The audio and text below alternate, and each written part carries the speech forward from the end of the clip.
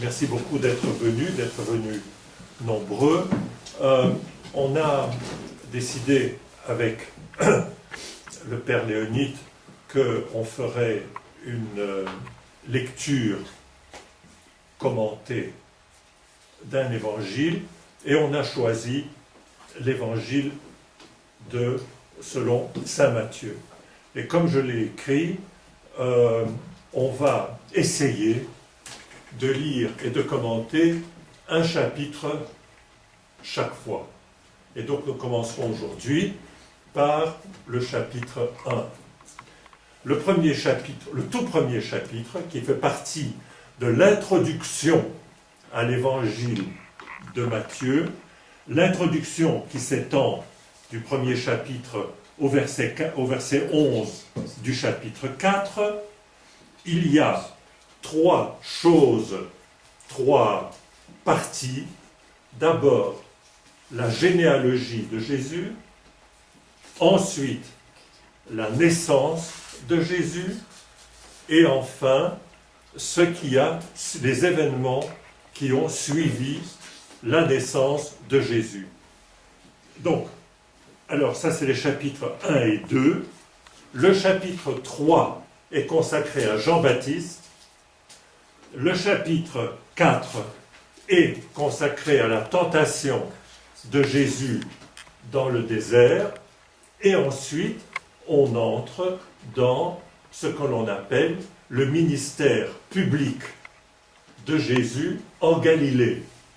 Vous savez que la grande partie du ministère de Jésus s'est passée en Galilée. Mais ça fera l'objet de la partie suivante. Alors, que lisons-nous ? Livre des origines de Jésus-Christ, fils de David, fils d'Abraham. Alors, déjà, ici, on peut se poser certaines questions. C'est sûr, ces deux lignes de texte, c'est le premier verset. On peut se poser la question, la première. On parle ici, livre des origines, en grec, Genesis.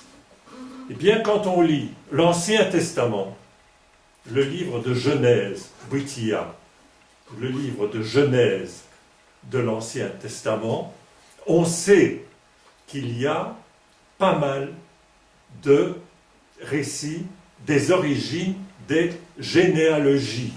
On trouve dans l'Ancien Testament une série de généalogies. En hébreu, on parle des Toledot. Alors je voudrais citer deux choses. Il est dit au verset 4 du chapitre 2 de la Genèse, tel est, donc on raconte toute l'histoire, les 7 jours, et ça se termine. Telle est la naissance du ciel et de la terre lors de leur création. Vous voyez déjà ici, on parle d'une naissance du ciel et de la terre. Je donnerai un autre exemple. On trouve au chapitre 5 une généalogie d'Adam jusque et y compris Noé. Au chapitre 5, encore une généalogie. Je lis, je ne vais pas vous ennuyer avec toute la généalogie, et on lit. Voici le livret de famille d'Adam. Le jour où Dieu créa l'homme, il le fit à la ressemblance de Dieu, etc. Et alors après, Adam vécut 130 ans, puis Seth vécut 105 ans et engendra Énoch. Après avoir engendré Énoch, Seth vécut 800, etc., etc. Donc vous voyez, et il y en a d'autres, vous voyez que dans l'Ancien Testament, il y a des généalogies, et nous trouvons dans le premier verset du Nouveau Testament, nous voyons de nouveau une généalogie. Alors, qu'est-ce qu'on dit ? Fils de David et fils d'Abraham. Est-ce que ça ne vous choque pas ? Oui. Pourquoi ? Parce qu'il met David avant Abraham. Peut-être, peut-être, oui, peut-être, mais tout fils de David est automatiquement fils d'Abraham. Oui. Puisque, quand vous voyez la généalogie, vous voyez Abraham, Isaac, etc., etc. Qu'est-ce qu'on peut en déduire de cela? Je pense que, fils d'Abraham, je pense que l'évangéliste veut accrocher Jésus dans l'histoire du peuple d'Israël, dans l'histoire de la terre promise. Parce que ce sont les fils d'Abraham. Quand on voit Genèse 12, par exemple, que voyons-nous dans Genèse 12? Et vous voyez, je saute toujours, et je tâche toujours de montrer les parallèles entre le Nouveau Testament et l'Ancien Testament. Lisons Genèse 12, c'est l'histoire d'Abraham. Donc Genèse, pour les Russes, c'est bien Bitiyo, Bitia, Bitiyo, en hébreu Bereshit, au commencement. Donc, regardons ce que l'on nous dit, c'est ce qu'on appelle la vocation d'Abraham. Le Seigneur dit à Abraham, pars de ton pays, de ta famille et de la maison de ton père, vers le pays que je te ferai voir. Je ferai de toi une grande nation, et je te bénirai, je rendrai grand ton nom, sois en bénédiction. Donc je pense que quand l'évangéliste nous dit fils d'Abraham, il veut montrer, je pense, il veut montrer que Jésus s'intègre dans cette histoire, cette grande histoire du peuple élu, de la terre promise, etc. Alors il dit aussi, Jésus dit, et fils de David. Ah, ici, nous avons une précision supplémentaire, fils de David. Je pense que quand il parle de David, il veut montrer le caractère, la lignée messianique, le Messie qui vient de David. Regardons ce que l'on nous en dit dans le livre de Samuel. Donc, il y a 2 livres de Samuel et 2 livres des rois. Dans la Septante, on parle des 4 livres des rois, mais ça c'est un détail. Prenons 2 Samuel 7, 12, dans l'histoire de David. Ça va, c'est pas trop vite ce que je raconte. Ça va. Donc, regardons 2, 7, 12. Vous voyez tout ce que l'on peut trouver dans ce livre-ci, que peut-être personne de vous n'a encore jamais vu. Alors regardons 2, 7, 12, et qu'est-ce que l'on nous dit? C'est ce qu'on appelle la prophétie de Nathan. La prophétie de Nathan. Il est dit, lorsque tes jours, il parle à David, lorsque tes jours seront accomplis et que tu seras couché avec tes pères, j'élèverai ta descendance après toi, celui qui sera issu, bonsoir, celui qui sera issu de toi-même, et j'établirai fermement sa royauté. Vous voyez déjà dans la prophétie de Nathan de Samuel, qui est égale à ce qu'on appelle dans la Septante le 2e livre des rois, moi je l'appelle 2 Samuel, vous voyez cette promesse qui est faite par Nathan à David, qu'il y aura quelqu'un qui va arriver et qui va sauver le peuple d'Israël. Clairement, ce n'est pas encore tout à fait clair à ce moment-là, mais nous voyons cela déjà du temps de David. J'y arriverai après dans les noms que l'on donne à Jésus, j'y arriverai plus tard, mais nous voyons que, je pense que quand l'auteur de l'évangile, donc Matthieu, veut parler du fils de David, il veut insister sur ce côté messianique. ce côté messianique qui vient de David. Alors lisons. Abraham engendra Isaac. Vous voyez, c'est une généalogie qui commence du haut et qui va arriver jusque Joseph. Et nous y arriverons. Donc elle commence du haut et elle descend. Souvenez-vous de cela, parce que je vous parlerai après d'une autre généalogie qui, elle, va commencer du bas et qui va remonter jusqu'à Adam et même jusque Dieu. Mais c'est une autre généalogie. Mais donc celle-là commence à partir d'Abraham. Abraham, celui à qui il y a eu cette promesse de la postérité, la terre d'Israël, etc. Abraham engendra Isaac, Isaac engendra Jacob, Jacob engendra Juda et ses frères, Juda engendra Pharès et Zara de Tamar.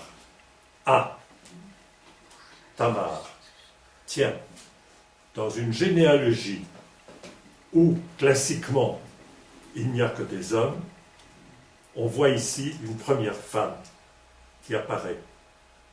Les femmes, je vous en parlerai tout à l'heure, ont tous, les femmes qui sont reprises dans la généalogie de Jésus, ont tous des histoires assez extraordinaires qui méritent d'être soulignées. Mais j'en parlerai. Donc déjà une première femme, Tamar. Pharès engendra Esrom, Esrom engendra Aram, Aram engendra Aminadav, Aminadav engendra Naasson, Naasson engendra Salmon, Salmon engendra Boz de Rahab. Ah. Boz engendra Jobed de Ruth, encore une femme. Jobed engendra Jessé, Jessé engendra le roi de David, le roi David. Vous vous souvenez de la prophétie, dont je ne me souviens plus exactement où elle est, c'est du tronc de Jessé, Isquarini Yessir, du tronc de Jessé que viendra le Sauveur. Donc on arrive déjà à David. David engendra Salomon de la femme d'Uri. Ah, encore une femme. C'est la quatrième. 1, 2, 3, 4. C'est la quatrième femme qui apparaît dans la généalogie de Jésus. Salomon engendra Roboam, etc., etc. Et Josias engendra Jéconias et ses frères. Ce fut alors la déportation à Babylone.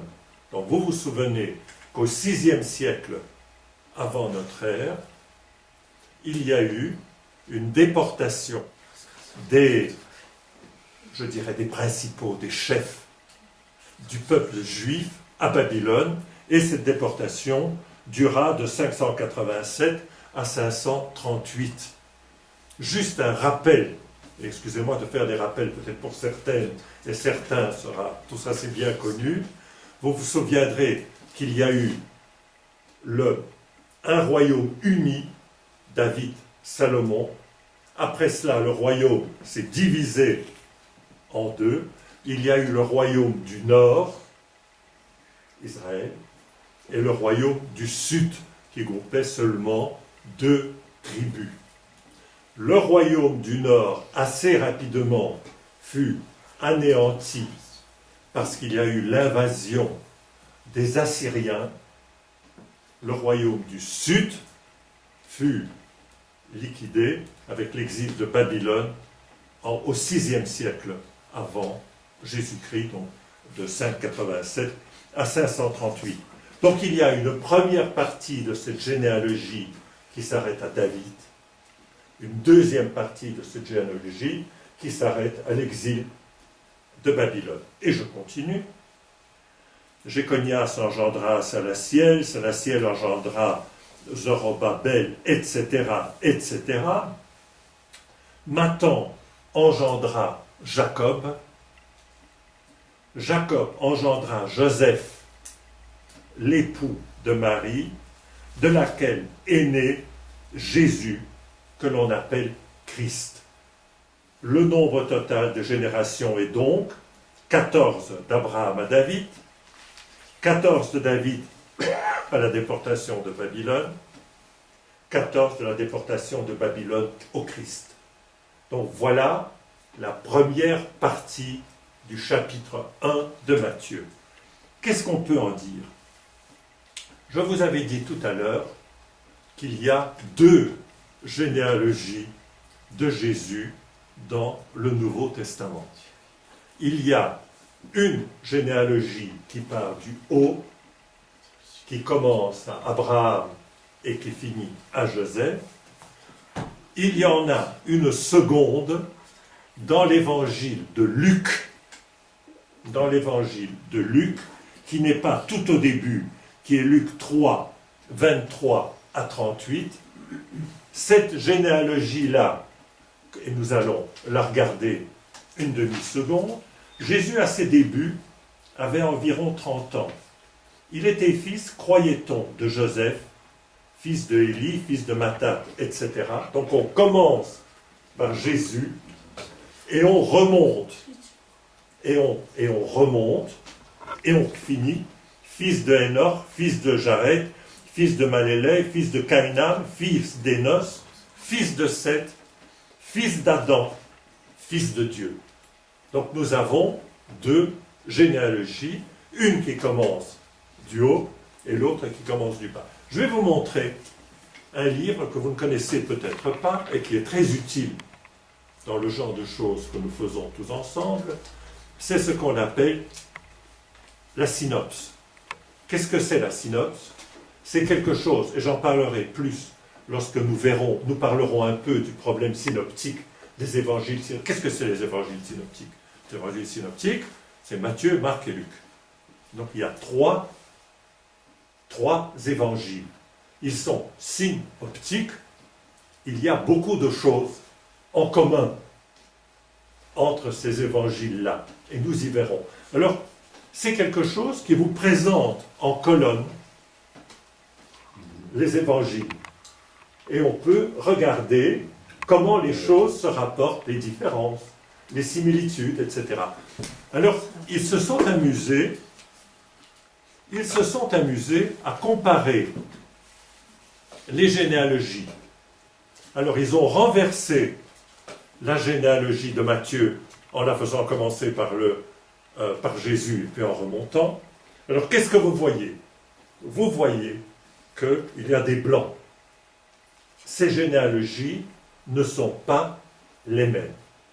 C'est clair. Non seulement donc elles vont dans des sens différents, il y a des personnes et des personnages qui sont les mêmes, mais il y en a d'autres qui ne sont pas les mêmes. C'est comme ça. Je ne vais pas commencer à regarder ce qui est le même, ce qui n'est pas le même. Ce qui est intéressant, par contre, c'est que l'enfance de Jésus n'est racontée. Ce qui précède la vie publique de Jésus, plutôt, et son baptême, n'est raconté que dans 2 évangiles. L'évangile de Matthieu et l'évangile de Luc. Marc n'en parle pas. Il n'en parle pas. Il commence à Saint Jean-Baptiste par une citation d'Isaïe, une espèce de citation d'Isaïe, Jean n'en parle pas non plus. Il y a ce fameux prologue de Jean, que vous connaissez tous et toutes, qui est « Au commencement était le Verbe, en o logos, nachali besova ». Donc, et il ne raconte pas l'enfance de Jésus. C'est comme ça. C'est comme ça. Il faut le savoir. Et nous verrons après comment certains, ou la science actuelle, expliquent ce fait que l'évangile de l'enfance est seulement chez Matthieu et Luc et pas chez les autres. Je parlerai une fois suivante. Je vais répéter juste un mot pour vous. J'ai pensé qu'on va directement aborder le sujet maintenant, et chaque fois, on va aborder une question plus générale avec un chapitre ou l'autre, ne pas faire une grosse introduction au début, entrer directement dans le texte. C'est la première chose. Et la deuxième chose, je suggérais que les personnes qui sont intéressées lisent d'avance, s'ils ont le temps, lisent d'avance un chapitre qu'on va regarder, ça sera plus intéressant. Et pourquoi l'évangile de Saint Jean n'est pas avec les synoptiques? Il y est. Il est dans la colonne. Il y a une colonne, mais on estime, c'est le problème synoptique sur lequel je viendrai une autre fois, on estime que l'évangile de Jean est un évangile tout à fait différent. La science se pose la question, est-ce une grosse question où les spécialistes ne sont pas d'accord? Et je suis sûr que le père Léonide va aborder ce problème-là lorsqu'il va parler en russe de la langage des évangiles, etc. Est-ce que Jean connaissait les synoptiques ou il ne les connaissait pas? Je ne vais pas entrer dans cette question-là, c'est une autre question. Je parle, moi, des synoptiques parce que nous, ici, on parle de Matthieu. Donc je ne vais pas parler de l'évangile de Jean. C'est encore une autre affaire.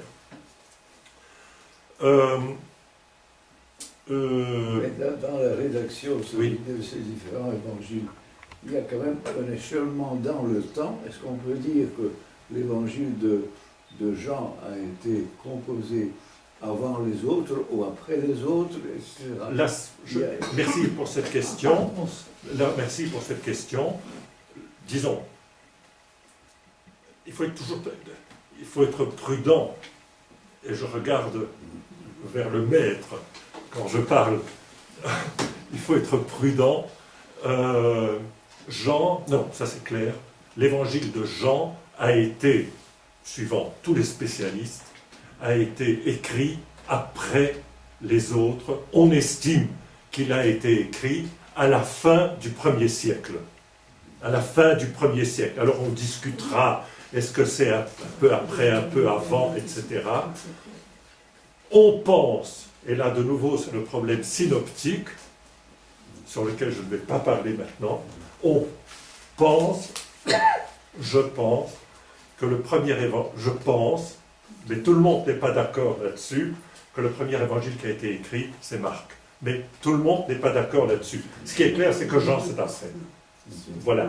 Donc on peut échelonner. On dira que les 3 évangiles synoptiques ont été écrits dans le 1er siècle après Jésus-Christ.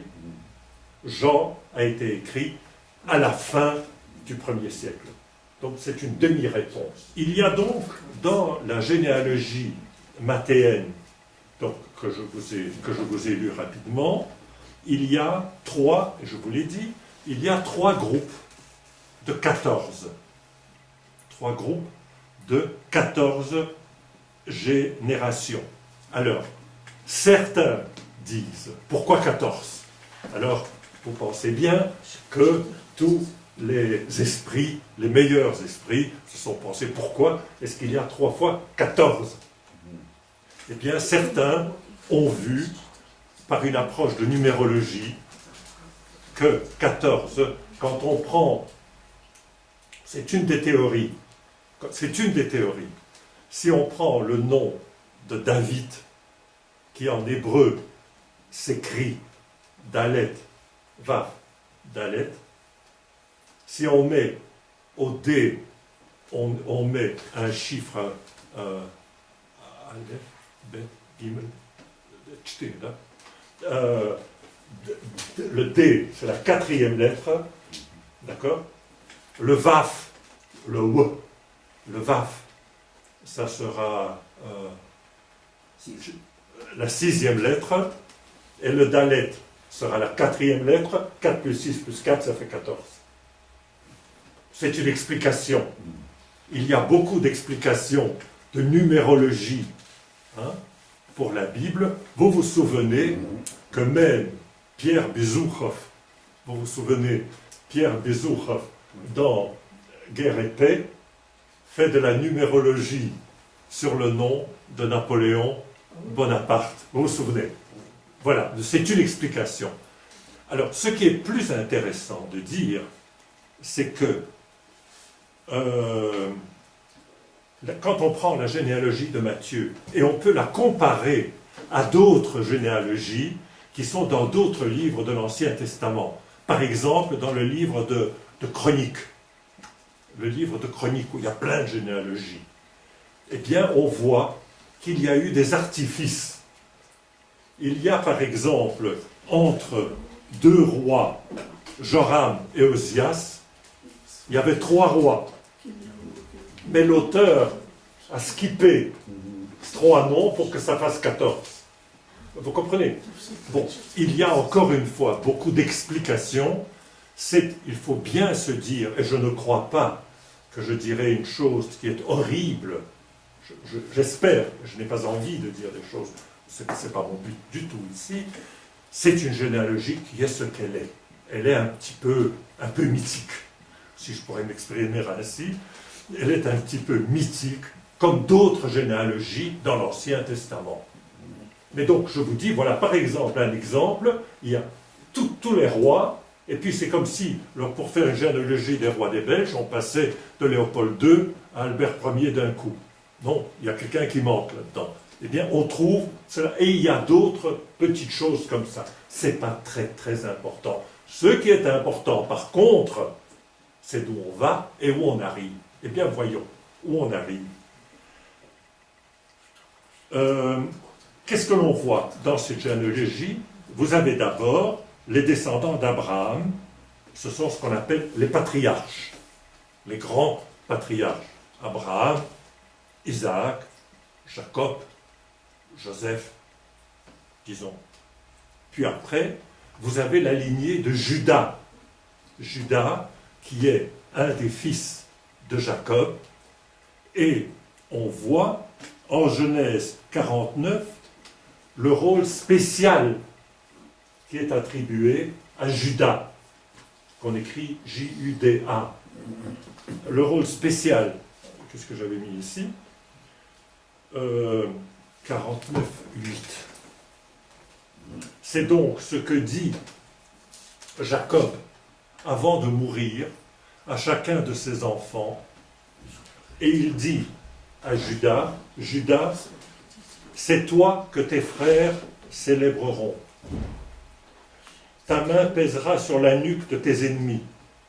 Les fils de ton père se prosterneront devant toi. Tu es un lionceau, ô Judas, ô mon fils, tu es revenu du carnage. Il a fléchi le genou, etc. Le sceptre ne s'écartera pas de Judas. Le sceptre ne s'écartera pas de Judas. Ni le bâton de commandement d'entre ses pieds, jusqu'à ce que vienne celui auquel il appartient et à qui les peuples doivent obéissance. Vous entendez cette prédiction à Judas.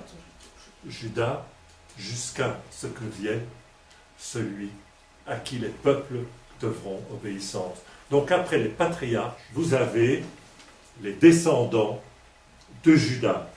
Ensuite, il y a, et on arrive à Ruth où ça continue. Après, vous avez le Royaume-Uni dont je vous ai parlé, David et Salomon. Il y a eu une période du Royaume-Uni, à peu près l'an 1000, l'an 1000, 1900, un petit peu quelque chose, etc. Ensuite, le royaume de Juda, le royaume du sud, les rois de Roboam à Josias. Ensuite et enfin, les descendants de Josias durant l'exil, et puis ce que l'on appelle la période du Second Temple. Pourquoi parle-t-on du Second Temple? Parce que avant l'exil de Babylone, le Temple a été détruit et il a été reconstruit à la fin du VIe siècle et il a été redétruit en plus 70 après Jésus-Christ par les Romains.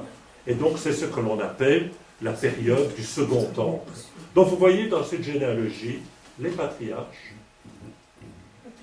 les descendants de Juda, le Royaume-Uni, les rois du Royaume du Sud et l'exil de Babylone et la fin. Alors certains voient là-dedans une période de croissance qui est Abraham, etc. Ça monte, jusque le roi David, puis une période de décroissance qui va jusqu'à l'exil de Babylone, et on peut voir après une période qui va remonter jusqu'au Sauveur. Alors, je vous ai parlé des 4 femmes. Donc la première, c'est Tamar. Qui était Tamar? C'est une histoire très compliquée, dont on parle dans la Genèse, le chapitre 38 de la Genèse. Judas, le fils de Jacob, a 2 fils. Le premier épouse Tamar, une Cananéenne. C'est une étrangère. Intéressant. Dans une généalogie, comme je disais, qui commence à Abraham, le peuple élu, il y a déjà une étrangère qui est là. Il épouse Tamar, une Cananéenne, mais il meurt, le premier fils. Le deuxième fils, qui porte le nom qui est resté dans la littérature, mais sur lequel je ne vais pas m'étendre, s'appelle Onan. Eh bien, le second Onan ne veut pas de cette Tamar. Il ne veut pas se marier avec elle. Hein, parce qu'il y avait cette... comment ça s'appelle le Lévirat. Il y avait le système du Lévirat. Il n'en veut pas. Judas promet Tamar à son plus jeune fils, Choua, mais ne lui donne pas, parce que le Choua, il est trop jeune. Tamar ne trouve pas ça tout à fait bien. Elle se déguise, et elle se retrouve assise sur une route que prend Judas, son beau-père. Hein, c'est son beau-père, puisqu'elle est la femme du fils. Judas la prend pour une prostituée et Tamar devient enceinte. Judas veut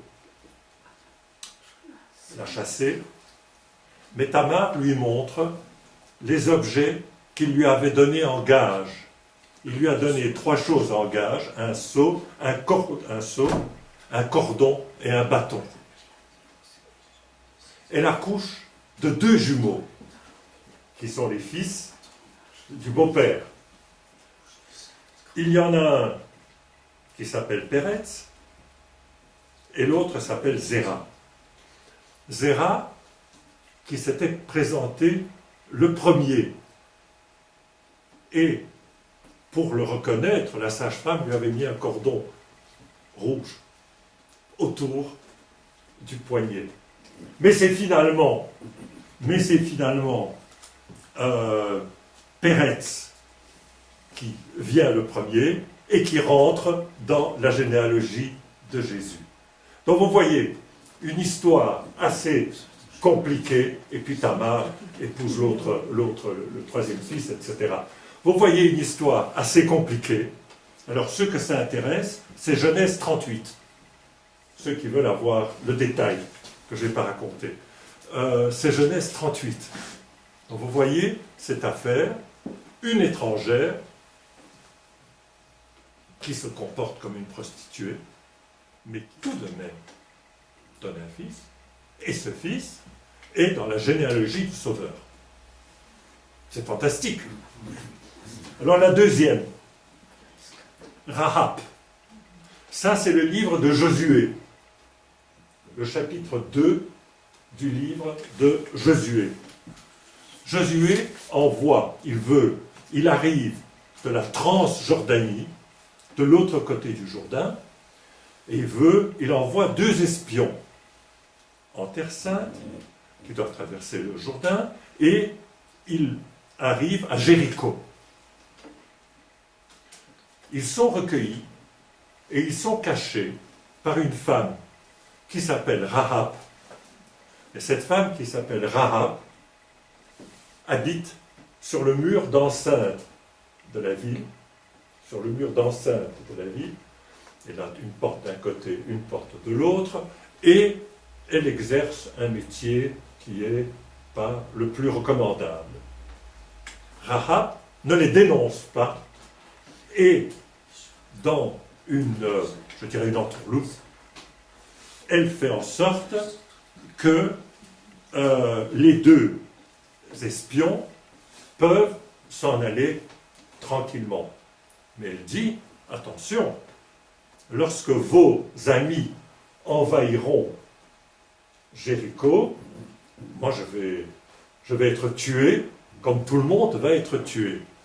Et ils se mettent d'accord, et Rahab, comme signe, Rahab peut mettre un fil écarlate qui va pendre sur sa fenêtre. Lorsque les deux espions sont revenus chez Josué, Josué voit tout ce qui s'est passé, etc. Il voit le fil rouge qui est à la fenêtre de Rahab. Tous les gens de Jéricho sont passés par les armes, sauf Rahab. Donc voilà une nouvelle personne qui est dans la généalogie de Jésus. La troisième personne, Ruth. Ruth, la Moabite. Ruth, la Moabite. Moab était un territoire qui était en dehors de l'Israël classique et qui est toujours des grands ennemis. Eh bien, qu'est-ce qui se passe avec Ruth? Là, c'est une histoire beaucoup plus morale. C'est une histoire beaucoup plus morale. Je vous engage à lire le livre de Ruth. C'est tout court. Il y a 4 chapitres. C'est vraiment tout court. Et c'est bien écrit. Tout est bien écrit d'ailleurs. Ruth la Moabite est la belle-fille d'un habitant de Bethléem. Tiens, d'un habitant de Bethléem. Bethléem, ouais, vous savez quoi? Elle est la belle-fille d'un habitant de Bethléem qui s'appelle Elimelech, qui émigra, qui quitta Bethléem et qui émigra au pays de Moab à cause de la famine. À sa mort, Noémie, la femme d'Elimelech, sa veuve, veut retourner dans son pays. La première belle-fille moabite reste en Moab, l'autre belle-fille, Ruth, l'accompagne. Ruth, la Moabite, revient en terre promise. Elle revient, elle est une Moabite, mais elle va avec sa belle-mère. Pour se nourrir, elle glane le champ de Boz, B-O-O-Z. Elle glane le champ de Boz et elle prend ce qu'elle peut. C'est un parent d'Elimelech. Boz apprécie la conduite de Ruth vis-à-vis de sa belle-mère. Elle qui est une étrangère vis-à-vis de sa belle-mère, il trouve qu'elle se comporte vraiment bien, Ruth. Noémie, la belle-mère, encourage Ruth à passer la nuit avec Boz. Boz rachète les biens d'Elimelech et de Noémie ainsi que Ruth. Ruth devient enceinte de Boz. Elle enfante Oved, le père de Jessé, qui sera le père de David. Encore une fois, je vous raconte vraiment le résumé du résumé. Si ça vous intéresse, vous trouverez tout cela dans la Bible, et c'est écrit d'une manière très intéressante. Je terminerai par la plus connue de tous, qui est Bethsabée, la femme d'Uri. La femme d'Uri. Uri était un général hittite qui travaillait pour David. David voit Bethsabée, il la trouve super belle, ils passent la nuit ensemble, mais il faut faire quelque chose avec Uri, le général. David envoie Uri aux avant-postes, et Uri se fait tuer. Le premier enfant donc, de David et de Bethsabée, meurt. Maison, le Seigneur est miséricordieux. Ils ont un deuxième enfant Et qui est le deuxième enfant? C'est Salomon. Et Salomon entre dans la généalogie de Jésus. Je vais dire quelques mots sur les noms de Jésus, pour un peu, parce qu'on dit toujours des noms, mais on ne sait jamais très bien ce que ça veut dire. Alors, qu'est-ce qu'on a vu? On a vu le livre des origines de Jésus-Christ. On va dire ce que c'est Jésus-Christ. Ensuite, il y a à la fin ce que dit l'ange, et on y arrivera. Voici que la Vierge concevra, enfantera et un fils, auquel on donnera le nom d'Emmanuel. Donc, que veut dire le mot Emmanuel? Donc, Jésus, qu'est-ce que c'est? C'est... Non, avant cela. Avant cela, donc, comme Dimitri l'avait très bien remarqué, nous avons ici la généalogie. Nous avons ici la généalogie de Joseph. Soyons bien clairs. Jacob engendra Joseph, l'époux de Marie, de laquelle est né Jésus, que l'on appelle Christ. C'est le texte. Alors, après, on voit, et je lirai, voici quelle fut l'origine de Jésus-Christ. Tiens, de nouveau le mot origine, Genesis, qu'on avait déjà au début. On recommence. Marie, sa mère, était accordée en mariage à Joseph. Elle était fiancée à Joseph. Or, avant qu'ils aient habité ensemble, elle se trouva enceinte par le fait de l'Esprit Saint.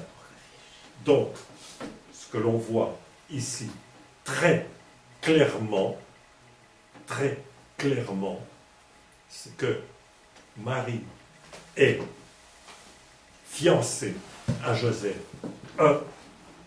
C'est dit clairement, mais par la loi juive, le fait d'être fiancé, c'était celui auquel il était fiancé, il était considéré comme le chef de famille. Donc, ce que l'on voit, c'est que ce n'est pas par hasard que la généalogie se termine à Joseph. Deuxième chose que l'on voit dans ces quelques phrases, on voit « Or, avant qu'ils aient habité ensemble ». Donc, il est tout à fait clair dans les textes que nous voyons ici et dans les diverses versions que l'on peut voir de l'Évangile, dans les éditions critiques de l'Évangile en grec, etc., il n'y a pas de doute à ce sujet. Marie, la mère de Jésus, est vierge. C'est dit clairement dans le texte. Elle se trouva enceinte par le fait de l'Esprit Saint. Ici, je vais faire une petite digression. Nous voyons cela dans le récit du premier chapitre de Matthieu. Souvenez-vous ce qui est dit, et je vous lirai tout à l'heure ce qu'on trouve chez Luc. La différence chez Luc, c'est que toutes ces choses sont dites par l'ange à Marie, à l'Annonciation. Ici, on ne parle pas de l'Annonciation. On ne parle pas de l'Annonciation, mais le narrateur raconte quelque chose. Or, avant qu'ils aient habité ensemble, elle se trouva enceinte par le fait de l'Esprit Saint. Joseph, son époux. Joseph, son époux. C'est écrit. Et donc, il est bien clair que moi je fais une hypothèse dans ce que je lis, je ne mets pas en doute ce qui est écrit. C'est écrit. Donc je ne vais pas dire, on pourrait dire, oui, mais on a écrit des trucs parce que, etc., après post-factum, etc. Je n'entre pas, moi, dans ce discours. Je lis et j'interprète ce qui est écrit dans le texte. Mais tout à l'heure, Joseph était le fiancé. Non, c'était dit. Il était fiancé non. à Joseph. Non. elle dit. Non, j'ai expliqué, c'était mon mot, mais merci de me le dire. Au verset 16 du chapitre 1, Jacob engendra Joseph, l'époux de Marie. Ah oui. Non. Mais je dis, Prejda genisnit Seim, avant même qu'ils n'habitèrent ensemble. Joseph, son époux, qui était un homme juste et ne voulait pas la diffamer publiquement, résolut de la répudier secrètement. Alors ici, les pères de l'Église, vous connaissez cela, se demandent, et quand je parle des pères de l'Église, je parle de Saint Jérôme. Saint Jérôme qui a traduit la Bible de l'hébreu vers le grec. Et il se dit, tiens, pourquoi on dit que Joseph est un homme juste? Parce que il la répudia secrètement. Jérôme connaît la Bible, et Jérôme dit, dans le livre, je pense que c'est dans le livre du Lévitique, je ne sais plus, dans le livre du Deutéronome, chapitre 24, il est dit qu'il y a une procédure de répudiation avec un papier, etc., qui doit être faite. Et Jérôme se dit, tiens, on dit que Joseph est un homme juste, mais il fait quelque chose contre la loi. Il fait quelque chose contre la loi. Et Jérôme se demande, tiens, comment c'est possible? Alors il y a toutes sortes de réponses dans lesquelles je n'entrerai pas. Il est intéressant de regarder ce que dit Justin. Justin, c'est un père apostolique. Oui, hein? C'est un père apostolique du IIe siècle. Il a écrit le dialogue avec Tryphon, qui est un dialogue avec le juif Tryphon, que je vous recommande de lire. C'est donc Justin qui parle avec un juif du IIe siècle. C'est très très vieux. Et donc Justin a toute une explication là-dessus, dans lequel je n'entrerai pas. Il avait formé ce projet, et voici que l'ange du Seigneur lui apparut en songe. Ici, nous avons, dans ces premiers chapitres de Matthieu, nous avons 3 apparitions de l'ange dans un songe qui vient dire à Joseph ce qu'il doit faire. C'est très intéressant. L'ange du Seigneur. Certains même disent que l'ange du Seigneur, il faut le comprendre comme le Seigneur. Mais bon, c'est une autre chose. Donc il y a dans les premiers chapitres cette intervention de l'ange qui vient dire à Joseph ce qu'il doit faire. Dans l'Annonciation, dans Luc, comme je disais, il y a aussi une intervention de l'ange qui parle à Marie. Ici, nous avons l'ange qui parle à Joseph. Tout ça va dans ce que je disais tout à l'heure, l'époux de Marie. L'ange ne vient pas parler à Marie. Non, l'ange vient parler à l'époux de Marie, qui est Joseph. Et qu'est-ce qu'il lui dit? Il dit, Joseph, fils de David. Fils de David. Or, nous l'avons vu dans la généalogie, qu'il est le fils de David. Mais l'auteur insiste là-dessus. Ne crains pas de prendre chez toi Marie, ton épouse. Ce qui a été engendré en elle vient de l'Esprit Saint, et elle enfantera un fils auquel tu donneras le nom de Jésus, car c'est lui qui sauvera son peuple de ses péchés. Alors, il est temps, première chose, auquel tu donneras le nom de Jésus. Souvenez-vous, dans Luc, la naissance de Jean-Baptiste. Jan Krstitelj. La naissance de Jean-Baptiste, qui lui donne le nom? C'est son père.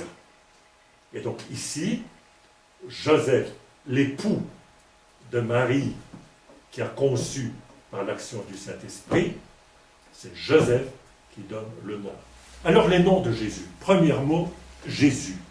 Jésus, c'est le nom donné par Joseph au fils de Marie, comme ordonné par l'ange du Seigneur. Alors c'est un nom propre hébreu, et il veut dire Dieu sauve. Donc le nom de Jésus est un raccourci du nom, le nom hébreu c'est Yeshua. Là-dedans, dans Jésus, il y a la racine sauver, mais dans Yeshua, vous avez le début du nom de Dieu. Le nom de Dieu, ce qu'on dit, ce qu'on appelle Yahvé, ce qu'on appelle Yahvé, et donc le mot Jésus veut dire Dieu sauve. Donc vous voyez, ce nom est un nom lourd. Il y a quelque chose là-dedans, et c'est le nom que Joseph donne à l'enfant de Marie. Donc c'est le premier nom. Deuxième nom, Borspassai. Deuxième, Christ. Christ, ça c'est clair, ça vient, nous sommes dans un texte grec, Christ, Christos, ça veut dire qui est oint, O-I-N-T. C'est une traduction dans la Septante. Tiens, qu'est-ce que c'est la Septante? La Septante, c'est une traduction de la Bible en hébreu qui a été faite au IIIe siècle, presque je me souviens bien, à peu près, qui a été faite au IIIe siècle. Il y a toute une histoire de la traduction de la Septante. On pourra raconter ça une autre fois. Mais ce qui est intéressant, c'est la Bible que nous utilisons. C'est la traduction que nous utilisons dans nos offices. Nous n'utilisons pas la traduction du texte hébreu massorétique, qui date du 7e, 8e, 6e siècle après notre ère. Nous utilisons la Septante. Donc, dans la Septante, le nom de oint, qui en hébreu se dit Machia, ce nom est, et vous entendez le mot Messie, c'est ce mot-là, le mot est traduit en grec par Christos, que l'on trouve en slavon. Mais donc, c'est la traduction littérale du nom Messie. Vous pouvez dire Messie égale Christos. D'accord? C'est la même chose. Mais nous disons Christos. Mais nous disons aussi Messie. Hein? Et donc, alors, ce mot a plusieurs sens. Il peut dire, par exemple, comme en 1 Samuel, un roi qui est investi par onction de l'huile. Un roi qui est, comme les rois de Russie, les tsars, hein, ils étaient oints. Eh bien, regardons ce que l'on dit dans 1 Samuel 2,10. C'est le cantique. Voilà, le cantique d'Anne, qui est d'ailleurs, on dit que le Magnificat, ce qu'on lit à l'église au fait de la Vierge, de la Mère de Dieu, Velice Dusha Maya Gospoda, etc., est inspiré du cantique d'Anne, chapitre 2 du premier livre de Samuel. Et là, qu'est-ce que nous voyons? 1 Samuel 2,10. Il donnera la puissance à son roi, il lèvera le front de son Messie. Donc vous voyez, Messie, donc oint, lié à la royauté. D'accord? Première chose. Deuxième chose, on peut voir également la notion d'un prêtre qui est oint. On pourrait parler du grand prêtre. Alors regardons le livre du Lévitique. Le Lévitique, c'est un des livres du Pentateuque, un des 5 premiers livres.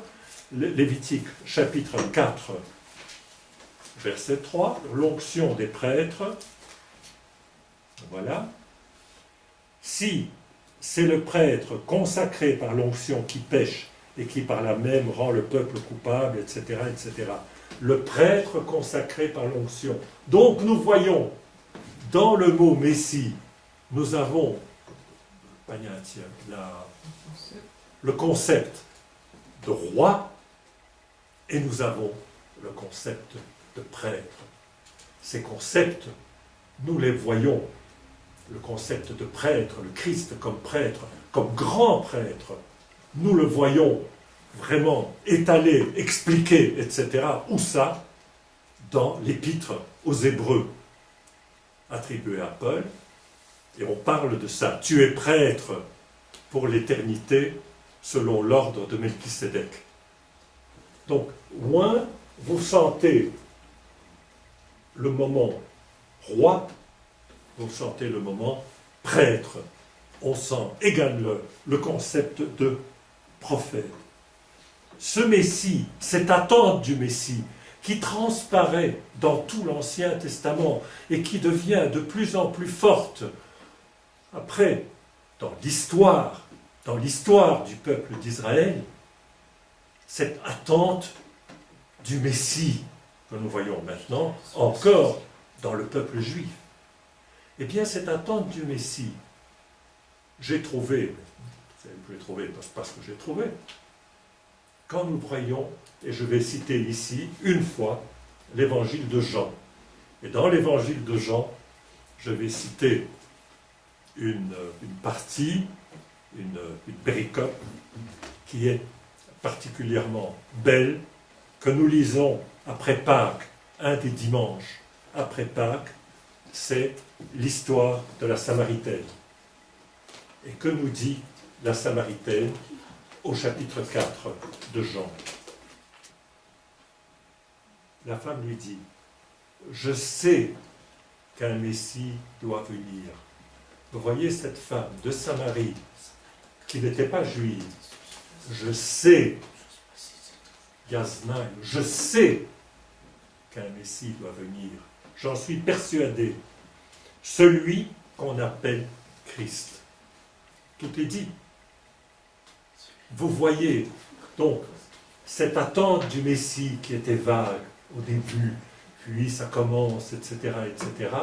Nous arrivons au 1er siècle de notre ère, une Samaritaine qui était dans son petit village, dans son village, elle sait déjà.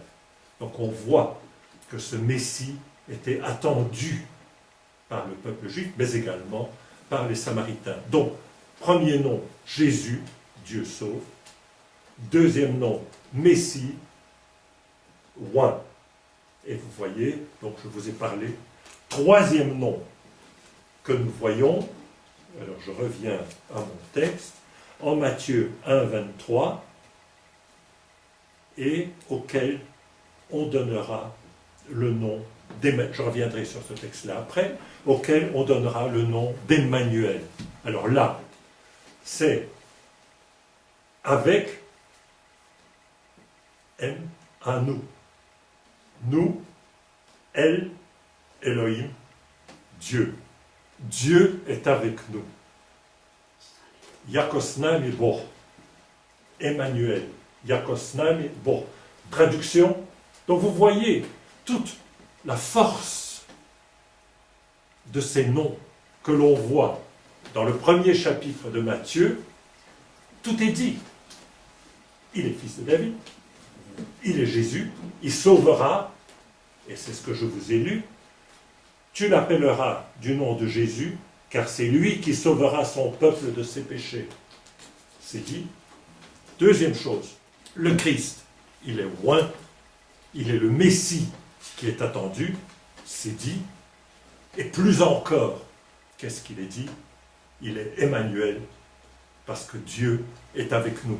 Et ce n'est pas pour rien qu'à la veille de la fête de Noël, de la fête du Christ chez nous, on chante cette prophétie d'Isaïe, Snam Ibor, etc., Emmanuel. Ici, je vais faire un petit saut. Donc vous vous souvenez ce que l'on a dit. Maintenant, lisons dans Luc, lisons ce que l'ange dit à Marie. Et vous voyez, je fais les synoptiques. Je regarde un et je regarde l'autre. Parce que l'un nous explique l'autre et peut-être je trouverai des choses un peu différentes. Et pourquoi pas? Je crois que c'est ça l'intérêt. On aurait pu dire, c'est quoi? Les choses différentes. Gommons toutes les choses et faisons qu'on ait une pensée unique. Non. Dans chacun des évangiles, il y a des choses différentes, il y a des accents différents, il y a des détails différents. Certains, très tôt, ont essayé de faire un seul évangile. Regardons ce que nous dit Luc au chapitre 2. Que dit l'ange? L'ange dit: « Sois sans crainte, Marie, car tu as trouvé grâce auprès de Dieu. Voici que tu vas être enceinte, tu enfanteras un fils, et tu lui donneras le nom de Jésus. » Tu lui donneras le nom de Jésus. Il y a une différence. Il sera grand et sera appelé fils du Très-Haut. Le Seigneur Dieu lui donnera le trône de David, son père. Hein? On a déjà entendu ça dans l'évangile de Matthieu. Il régnera pour toujours sur la famille de Jacob et son règne n'aura pas de fin. Marie dit à l'ange: comment cela se fera-t-il, etc. Et l'Esprit Saint, l'ange dit: l'Esprit Saint viendra sur toi et la puissance du Très-Haut te couvrira de son ombre. C'est pourquoi celui qui va naître sera saint et sera appelé fils de Dieu. Donc, ici, nous avons un élément supplémentaire dans Luc. On dit qu'il sera appelé saint. Or, c'est le qualificatif qui est appliqué à Dieu dans l'Ancien Testament. Dieu est saint, saint Dieu, saint fort. Dieu est saint. Et plus encore, il dit ici, déjà, il sera appelé fils de Dieu. Ça, nous n'avons pas dans l'évangile de Matthieu. Je voudrais dire encore un petit mot, et je pense que ça sera à peu près tout ce que je voulais dire là-dessus. Ça sera à peu près tout ce que je voulais dire là-dessus. Et elle enfantera un fils auquel tu donneras le nom de Jésus, car c'est lui qui sauvera son peuple de ses péchés.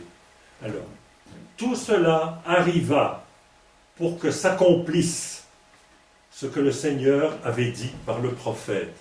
Ça, c'est une grande caractéristique de Matthieu, cette expression.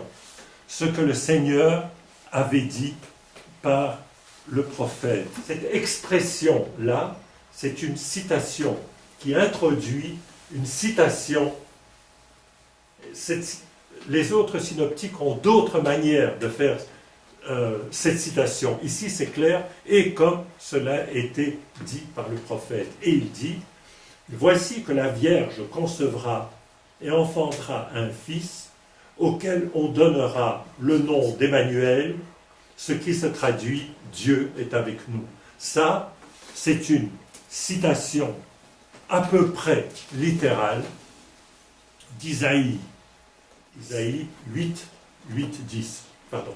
C'est le chapitre 8 d'Isaïe qui mérite d'être lu. 8, 10, voilà. Tremblez peuple et soyez écrasés, prêtez l'oreille. Je lis Isaïe. Toutes les régions lointaines de la terre, saignez vos armes et soyez écrasés, etc. Formez un projet, il sera mis en pièces. Tenez des propos, ils seront sans effet, car Dieu est avec nous. Yakosnam Ibor. Et ensuite, il dit: ainsi bien, c'est ce que dit Isaïe au roi Ahaz, ce que dit le Seigneur à Ahaz. Aussi bien le Seigneur vous donnera lui-même un signe. Voici que la jeune femme est enceinte et enfante un fils, et elle lui donnera le nom d'Emmanuel. Donc, Matthieu cite à peu près, cite le texte d'Isaïe, il le cite dans la version de la Septante, il le cite dans la version de la Septante, où dans la Septante, il est dit, c'est dire Vreche le Primet, il utilise le mot parthénos. En hébreu, c'est un autre mot. C'est un autre mot. Mais le mot que l'on trouve chez les Massorètes maintenant, c'est Alma. C'est un autre mot. Matthieu cite la Septante, la traduction grecque, et il cite le mot parthénos.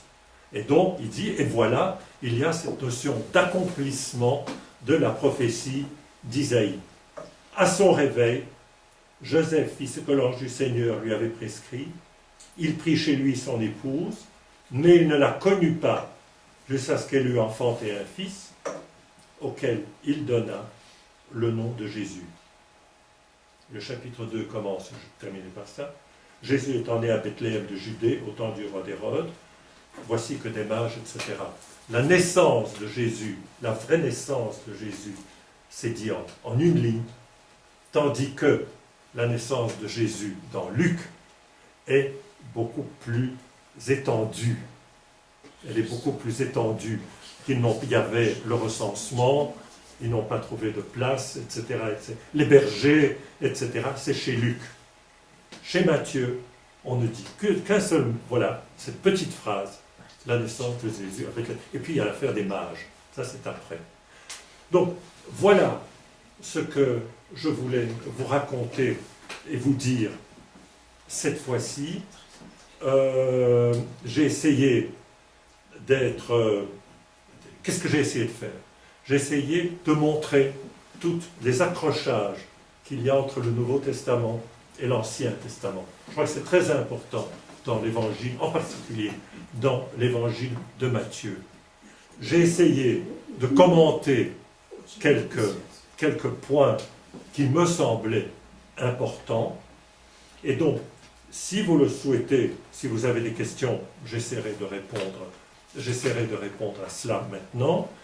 La fois suivante, je prendrai le deuxième chapitre, et là nous voyons, qu'est-ce que nous voyons là? Nous voyons la visite des mages, et nous voyons un exode à l'envers.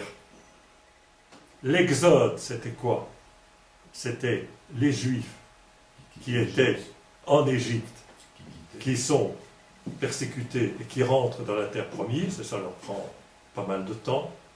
Ici, nous voyons l'exode à l'envers. Nous voyons les innocents qui sont tués par Hérode. Joseph a un rêve de lui dire de partir, et il part de la terre promise, et il passe, et il va en Égypte. Vous savez qu'il y a une relation tout à fait particulière de l'Égypte avec Israël que l'on trouve dans déjà l'Ancien Testament. Voilà. Mais je vous remercie pour votre attention, pour votre intérêt. Si vous avez une ou l'autre question, j'essaierai de répondre. Et dans tous les cas, si vous le voulez bien, dans 15 jours, on va continuer l'exploration de l'Évangile de Matthieu.